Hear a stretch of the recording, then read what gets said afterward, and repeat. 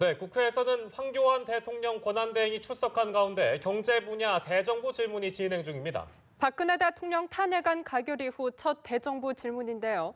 국회 취재기자 연결해 보겠습니다. 이승국 기자. 네, 국회는 본회의를 열어 박근혜 대통령 탄핵안 가결 이후 첫 대정부 질문을 벌이고 있습니다. 경제 분야에 대한 오늘 대정부 질문에는 황교안 대통령 권한대행이 참석했습니다. 황 권한대행은 선출되지 않은 권력이 필요하지도 급하지도 않은 인사권 행사를 강행하는 등 대통령 코스프레를 하고 있다는 야당 의원의 지적에 부득이한 인사를 단행해 공백들을 메워가는 것이라고 밝혔습니다.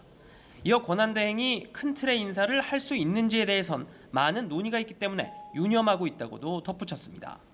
황 권한대행은 또 대선 출마 뜻이 있느냐는 질문에는 전혀 없다고 말했습니다.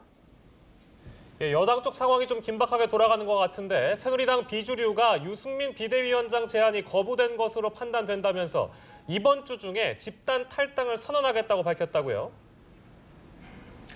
네, 새누리당 비주류가 이번 주 안에 집단 탈당 여부를 확정해 발표하겠다고 밝혔습니다.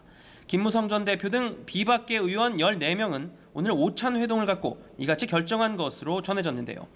비주류 측 황영철 의원은 마지막 요구였던 유승민 비대위원장 제안이 거부된 것으로 판단한다며 탈당을 구체화하기 위한 실행에 적극적으로 돌입하자고 의견을 모았다고 말했습니다.